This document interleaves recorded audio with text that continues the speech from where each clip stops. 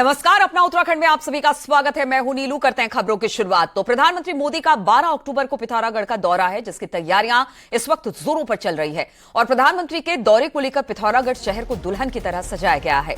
वहीं प्रधानमंत्री की सुरक्षा के पुख्ता इंतजाम किए जा रहे हैं। 12 अक्टूबर को प्रधानमंत्री मोदी का आदि कैलाश और जागेश्वर आने का कार्यक्रम के साथ ही पिथौरागढ़ स्पोर्ट्स स्टेडियम में प्रधानमंत्री मोदी एक जनसभा को भी संबोधित करेंगे। तो प्रधानमंत्री मोदी के पिथौरागढ़ आने से पहले किस तरह की तैयारी है वो हमको आपको बता रहे हैं। किस तरह से दुल्हन की तरह शहर को सजाया गया है ताकि प्रधानमंत्री का भव्य तरीके से स्वागत किया जाए। कुमाऊं को इस दौरान कई योजनाओं की प्रधानमंत्री सौगात भी देंगे और प्रधानमंत्री के दौरे को लेकर सुरक्षा व्यवस्था पुख्ता कर दी गई है। आज मुख्यमंत्री धामी भी वहां पर पहुंचे थे, तैयारियों की समीक्षा की, तैयारियों का जायजा लिया। इसके अलावा अगर प्रधानमंत्री के दौरे की बात की जाए तो जागेश्वर धाम जाने वाले हैं। 12 तारीख को उनका दौरा है। आदि कैलाश और जागेश्वर जाएंगे और वहां पर दर्शन पूजन का भी प्रधानमंत्री मोदी का कार्यक्रम रखा गया है। तो 12 अक्टूबर को प्रधानमंत्री का पिथौरागढ़ दौरा है। इसको लेकर तैयारियां बहुत ज्यादा तेज गति से चल रही है। बीजेपी कोई कोर कसर नहीं रखना चाहती है। पूरे पिथौरागढ़ को दुल्हन की तरह से सजाया गया है। सब अलग अलग जगहों पर जो पहाड़ की संस्कृति है उसको दीवारों पर उकेरा गया है। और प्रधानमंत्री नरेंद्र मोदी के आदि कैलाश, जागेश्वर धाम और पिथौरागढ़ दौरे को लेकर सीएम पुष्कर सिंह धामी पिथौरागढ़ पहुंचे और प्रधानमंत्री के दौरे को लेकर की जा रही तैयारियों का जायजा लिया और अधिकारियों को दिशा निर्देश भी दिए। इस दौरान सीएम ने कहा कि प्रधानमंत्री के दौरे के बाद इस इलाके में टूरिज्म की संभावनाएं काफी ज्यादा बढ़ जाएंगी।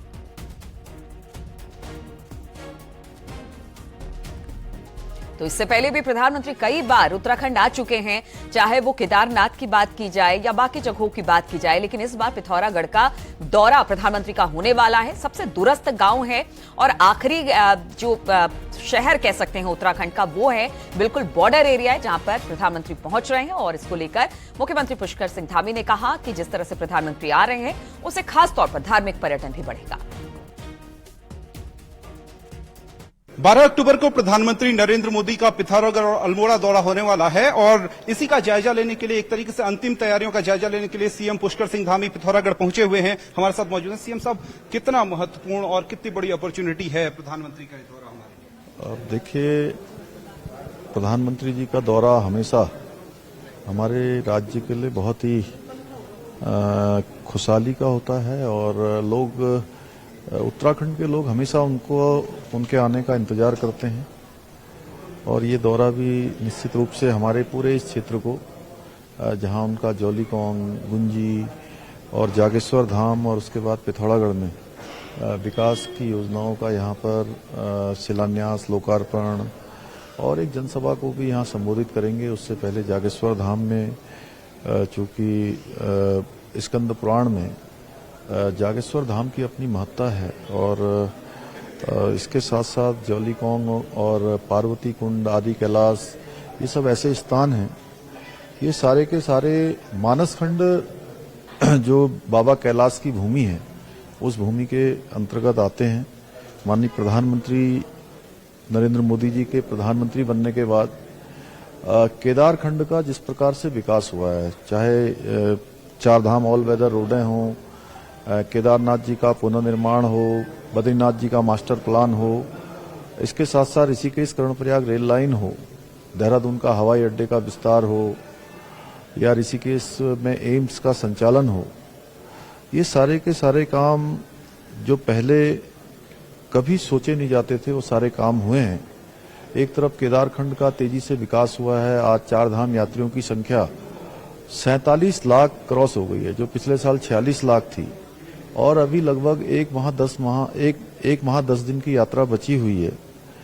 तो ये आंकड़ा बहुत बड़ा होने वाला है और माननीय प्रधानमंत्री जी का जो उत्तराखंड देवभूमि से लगाव है और उन्होंने अनेकों अवसरों पर ये कहा है कि मेरा कर्म और मर्म का रिश्ता है, तो इस नाते उन्होंने बहुत सारी योजनाएं हमको, लगभग 1.5 लाख करोड़ की योजनाएं स्वीकृत की हैं। आने वाले समय में ये मानसखंड जो पूरा हमारा मानसखंड की कॉरिडोर और मानसखंड सर्किट जिसकी हमने अवधारणा की और माननीय प्रधानमंत्री जी ने अपने 9 रत्नों में इसे शामिल किया है, तो निश्चित रूप से ये हमारे लिए प्रधानमंत्री जी का आना एक बहुत बड़ा अवसर है। आने वाले समय में ये पूरा क्षेत्र पर्यटन के क्षेत्र में, आध्यात्मिक पर्यटन के क्षेत्र में, धार्मिक पर्यटन के क्षेत्र में तीर्थ यात्रियों के लिए मानस खंड की यात्रा भी होगी और आदि कैलाश और कैलाश की यात्रा भी इसी रास्ते से होगी और ये एक पर्यटन का बड़ा हब बनेगा। सीएम पुष्कर सिंह धामी प्रधानमंत्री के दौरे को लेकर के यहाँ पिथौरागढ़ में पहुंचे हुए हैं और उन तैयारियों का जायजा ले रहे हैं और उन्होंने उम्मीद जताई है कि प्रधानमंत्री के दौरे से कुछ न कुछ बेहद महत्वपूर्ण और बहुप्रतीक्षित चीज उत्तराखंड को मिलने जा रही है। कैमरामैन राकेश रावत के साथ शैलेंद्र नेगी, न्यूज़ 18 पिथौरागढ़। और प्रधानमंत्री मोदी के दौरे को लेकर तैयारी अंतिम चरण में है। आज केंद्रीय राज्य मंत्री अजय भट्ट जागेश्वर धाम पहुंचे और प्रधानमंत्री के आगमन को लेकर की जा रही तैयारियों का जायजा लिया। इस दौरान अजय भट्ट ने अधिकारियों को जरूरी दिशा निर्देश भी दिए। भट्ट ने कहा कि राज्य भर के लोगों को मोदी के दौरे से उम्मीद है। प्रधानमंत्री मोदी के धाम में आने से देश दुनिया के पर्यटक भी काफी ज्यादा बढ़ने वाले हैं।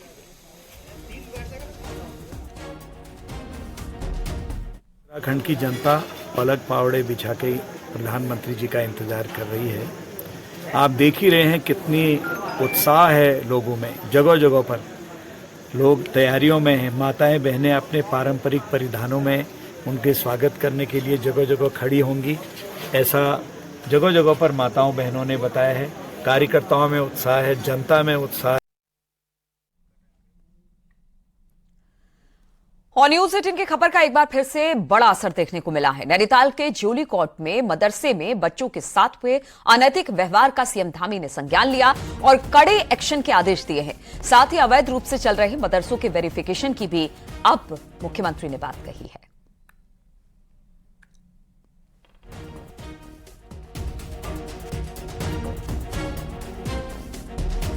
देखिए, पिछले दिनों जो वीर भट्टी नैनीताल के अंदर मदरसे में जो अनियमितताएं पाई गई हैं, जिस प्रकार से उसमें जो बच्चे थे उन बच्चों के द्वारा जो वक्तव्य दिए गए हैं, निश्चित रूप से वो बहुत ही मैं कहूं कि जिसको टॉलरेट नहीं किया जा सकता है या जिसको सही नहीं कहा जा सकता है। जिस प्रकार से बच्चों के साथ वहां पर उनकी जिंदगी के साथ खिलवाड़ हो रहा है, जिस प्रकार की उनको एक अच्छी शिक्षा वहां दी जानी चाहिए वो नहीं दी जा रही है।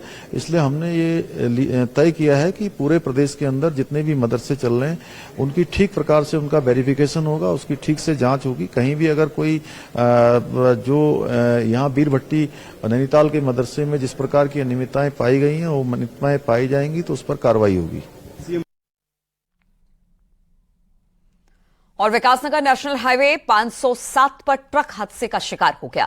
डाकपत्थर रोड तिराहे पर देर रात हरबटपुर से विकासनगर की तरफ आ रहा बेकाबू ट्रक पुलिस पिकेट में टकरा गया और इसके बाद ट्रक दुकानों की तरफ जा घुसा।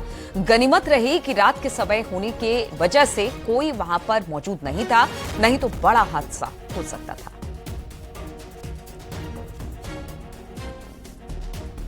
घटना है ये, यहाँ पर एक किनारे पर कार खड़ी हुई थी।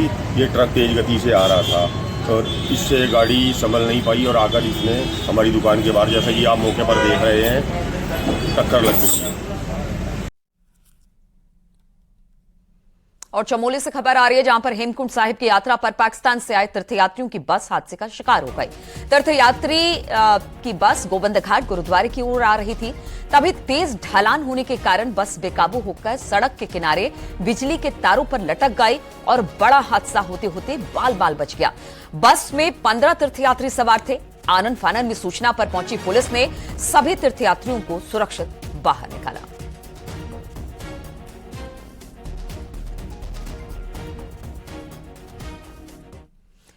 तृतीय केदार तुंगनाथ धाम का एक वीडियो वायरल हो रहा है, जिससे मंदिर के पुजारी और श्रद्धालुओं के बीच विवाद हो रहा है। इस दौरान पुजारी के साथ धक्का मुक्की भी हुई और अब पुजारी और श्रद्धालुओं में तीखी बहस भी हुई। इस दौरान वहां मौजूद बाकी लोगों ने मामले को शांत कराया। विवाद को लेकर पुजारी ने ऊखीमठ थाने में श्रद्धालुओं के खिलाफ केस दर्ज कराया है। राजस्थान के श्रद्धालु ये बताए जा रहे हैं जिन्होंने पुजारियों के साथ धक्का मुक्की की।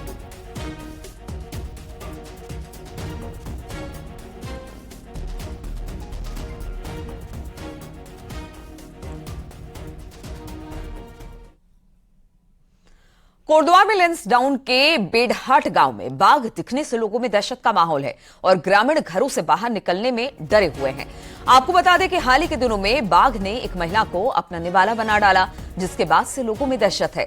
ग्रामीणों ने वन विभाग से बाघ को आदमखोर घोषित कर मारने की मांग की है।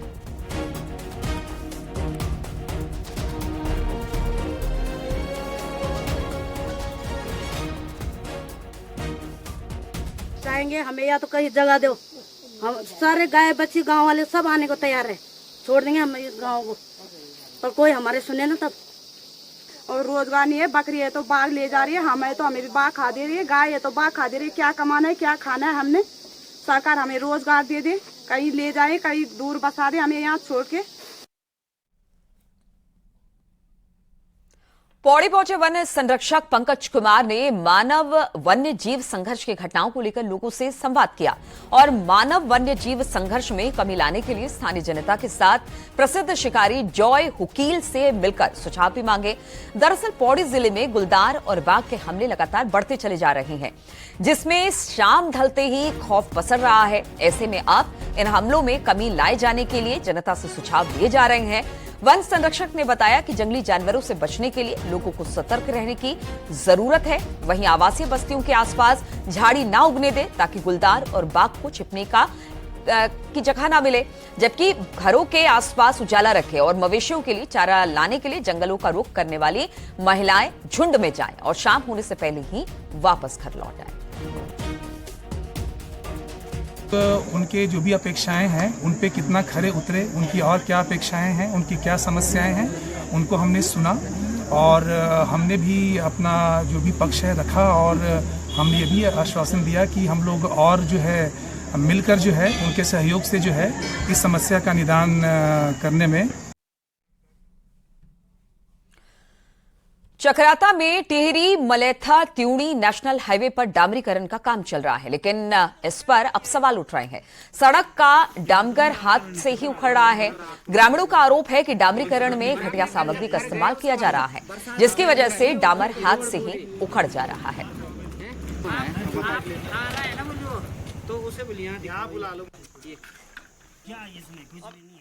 ये डामर जो है उखड़ रहा था, हमने हाथ से इसको चेक करने की कोशिश की तो ये उखड़ने लग गया।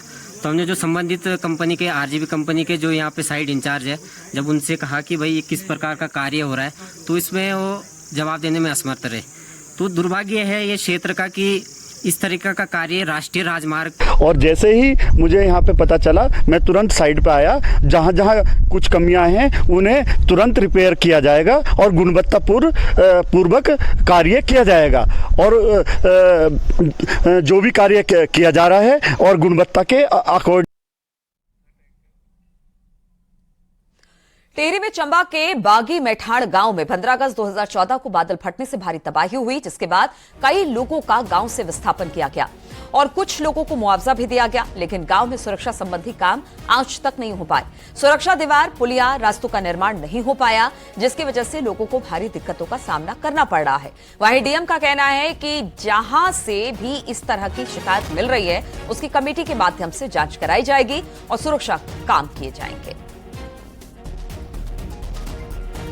2014 अगस्त में बाढ़ हमारे यहाँ आई थी और मेरे ठीक पीछे ग्वाड़ की गाड़ एक तोक है जहां पर लोग फंस गए थे। हमारे 5-7 परिवार वहां फंस गए थे और जिनको जिला प्रशासन ने रेस्क्यू करके इधर लाया था, लेकिन आज भी स्थिति वहां जस की तस है। आप देखेंगे कि अभी भी लोग नदी पार करके पैदल। बार बार संबंधित अधिकारियों को सूचित किया गया था इस बारे में, लेकिन किसी भी विभाग द्वारा यहाँ पे कोई भी ठोस प्रयास किए नहीं गए इस बारे में और स्थिति जस की तस बनी हुई है। जियोलॉजिस्ट और एसडीएम को बता दिया है, वो आने वाले कुछ दिनों में वहाँ पर जियोलॉजिकल सर्वे करेंगे और अगर वहाँ पर कोई हमको प्रोटेक्शन वर्क्स कराने हैं या अगर कोई घर में ज़्यादा दिक्कत है, विस्थापन का कोई मैटर बनता है तो उसको भी चेक कराया जाएगा। जल संस्थान रुड़की ने पानी का बिल जमा नहीं करने पर 1343 उपभोक्ताओं को नोटिस जारी कर दिया, जिसमें सरकारी विभाग भी शामिल है। वहीं इन उपभोक्ताओं पर 40,000 से 3 लाख तक का पानी का बिल बकाया है। आपको बता दें कि रुड़की निगम क्षेत्र में 16,000 कनेक्शन है और जल संस्थान का कुल 24 करोड़ रुपए का बकाया और जल संस्थान 2023-24 में 7.5 करोड़ रुपए वसूली कर टारगेट रखा गया है, जिसमें से अब तक 1.25 करोड़ रुपए वसूल लिए गए हैं।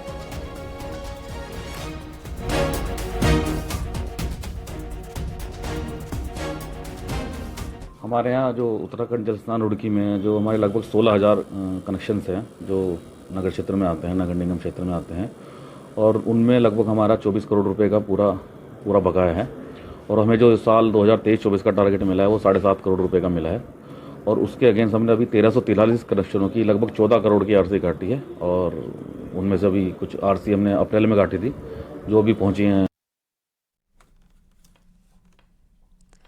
उत्तरकाशी में शहर के बीच तांबा खाड़ी के पास नियम के खिलाफ कूड़ा डंपिंग जोन बनाया गया है। वहीं तांबा खाड़ी में कूड़े का पहाड़ लोगों के लिए मुसीबत का सबब बन गया है। वहीं कूड़े के अंबार से बीमारियों के फैलने का खतरा भी बढ़ा हुआ है। नगर पालिका अध्यक्ष ने कूड़े को जल्द हटाने का दावा किया है।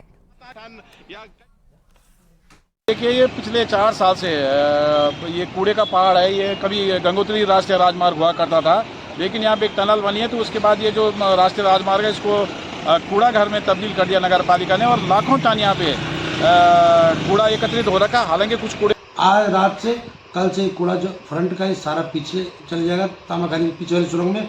वहाँ पर हमने मशीन लगा रखी है, जो मशीन इस नए कूड़े को छांट रही है। पुराना कूड़ा छंट रहा हमारा तिलोत में, लोग बहुत कंफ्यूज इसमें रहते हैं। पुराना कूड़ा छंट रहा है तिलोत में, लीकेज वेस्ट, जो फ्रेश वेस्ट है वो यहाँ पर पीछे सुरंग के पीछे छंट रहा है। छटाई करवाते हुए उसको रिसाइकलिंग के लिए भेजने की कार्रवाई यहाँ नगर पालिका द्वारा प्रारंभ की गई थी। वो कार्रवाई काफ़ी हद तक पूरी भी की गई, हालांकि अभी तक वो पूर्ण नहीं हुई है। और अब शेष जो नया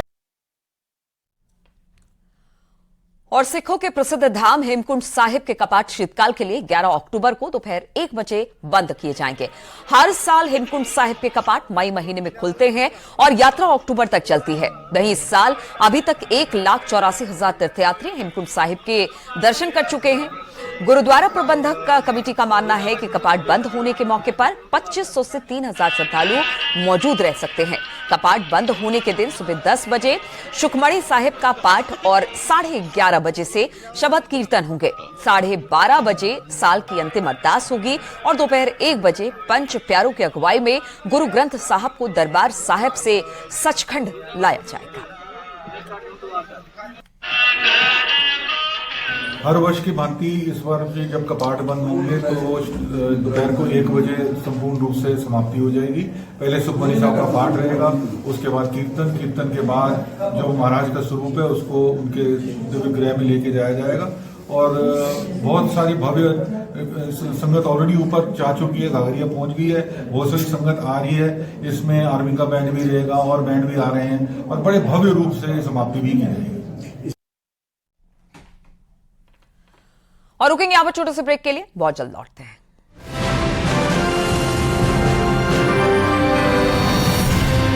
से खबर लेते हैं जहां पर राज्य में निकाय चुनाव को लेकर हाईकोर्ट में याचिका दाखिल हुई है।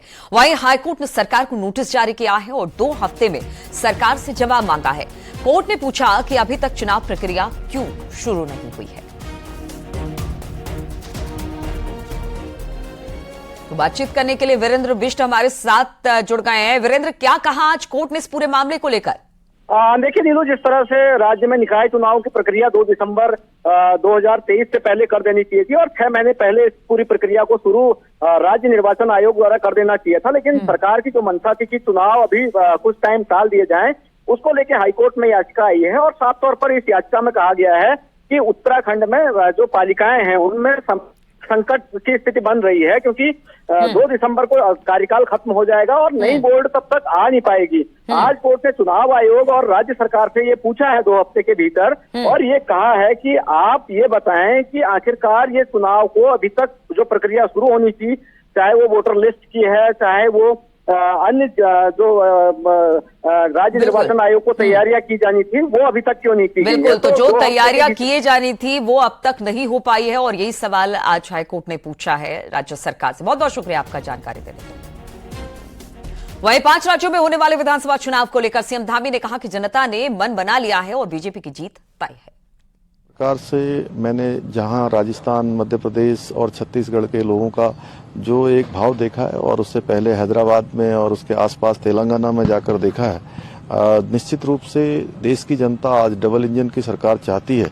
और मोदी जी के नेतृत्व में जिस प्रकार से आज देश दुनिया के अंदर भारत की स्वीकारता बढ़ी है, भारत के प्रति श्रद्धा बढ़ी है, विश्वास बढ़ा है और G20 के आयोजन के बाद पूरी दुनिया ने भारत के सामर्थ्य को देखा है, भारत की संस्कृति को देखा है, भारत की ताकत को देखा है और भारत आज दुनिया की नज़रों में एक ऐसे भारत के रूप में आ गया है कि जहां हर कोई गंभीरता से भारत के रुख का हर किसी बड़ी घटना हो या कोई बड़ा कोई भी वाकया हो, हर वाकये में भारत के रुख का इंतजार करता है। तो निश्चित रूप से भारत की जनता और आने वाले समय में जो जिन राज्यों में चुनाव होने वहां की जनता ने भी मन बनाया है कि डबल इंजन की सरकार होगी, सब जगह भारतीय जनता पार्टी जीतेगी और डबल इंजन होगा। तो निश्चित रूप से जो प्रधानमंत्री हमारे आदरणीय मोदी जी देश के लिए काम कर रहे हैं, उन राज्यों में भी नीचे तक वो विकास की योजनाएं पहुंचेंगी, विकास का काम पहुंचेगा और जो उनकी सोच है वो धरातल पर उतरेगी।